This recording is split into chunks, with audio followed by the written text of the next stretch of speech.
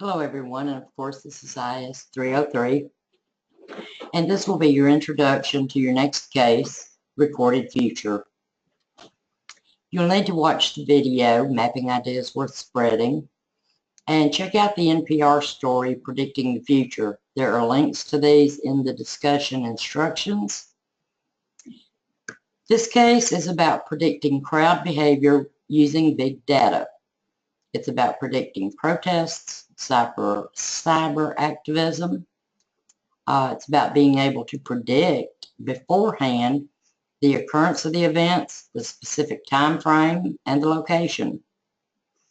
Now, all of this is based on public data, which comes from web sources from all over the world, news and government publications, and blogs and other social media such as Twitter. You will see in the case that they were even able to predict the 2013 Egyptian coup d'etat. And you can see how they use social media data to predict major events. Now, Recorded Future was using the Amazon Elastic Compute Cloud EC2. You can Google that to learn more about it. They also used open source data management tools such as MySQL, MongoDB. Their goal was to predict when an event might happen, to understand the underlying events, understand the relationships between the entities involved, people, organizations, etc., and to determine the momentum of the event discussions. Their primary customers were government entities such as the CIA, In-Q-Tel, the DoD, U.S. Southern Command, and Sandia National Labs.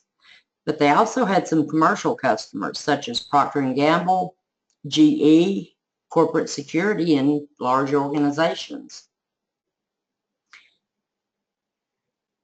Now, in this case, Chris Alberg has reached a point where he has to make a decision about Recorded Future. Should Recorded Future continue to focus on just the custom analysis of an organization's private data, or should they actually use RF's quantitative and visualization tool to create a set of standardized SaaS tools based on public data and consumer records, with the goal of predicting consumer and crowd behavior. So let's take a look at your specific case questions. Question 1. Which of these sources of this industry's power is most responsible for these predictive capabilities? Of course, you're going to use your structured white space format and be sure that you justify your choice. You have 5 options here. Is it A, the rise of social media throughout the modern world? Is it B, Moore's Law and the availability of cheap computing power? Is it C, big data tools such as Hadoop? Is it D, inexpensive storage of huge amounts of data? Or is it E, availability of broadband telecommunications capabilities throughout the modern world? You'll need to think through this process and decide which of these you feel is most responsible for these predictive capabilities. Now on to question 2.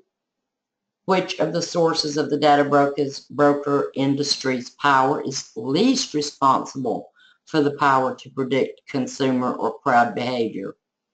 And here you have the same 5 choices. So in question 1, you're choosing which is most responsible. And in question 2, you're choosing which you feel is the least responsible. And of course, you'll justify your choice. Now, question 3, from reading the Predicting Crowd Behavior paper, What do you think is the future of such predictive capabilities? Is it A, it will be possible to predict all major political events? Is it B, we are only really able to see these predictive events in hindsight? Is it C, like the movie Minority Report, we will be able to prevent future crimes? If you're not familiar with the movie Minority Report, of course you can Google that. Or is it D, one day the use of social media will fade, and with it, the power to predict crowd behavior? So this is your 3 questions for this case. Be sure and check your schedule for the date and time of our virtual question and answer session, and I hope to see everyone there. Thanks.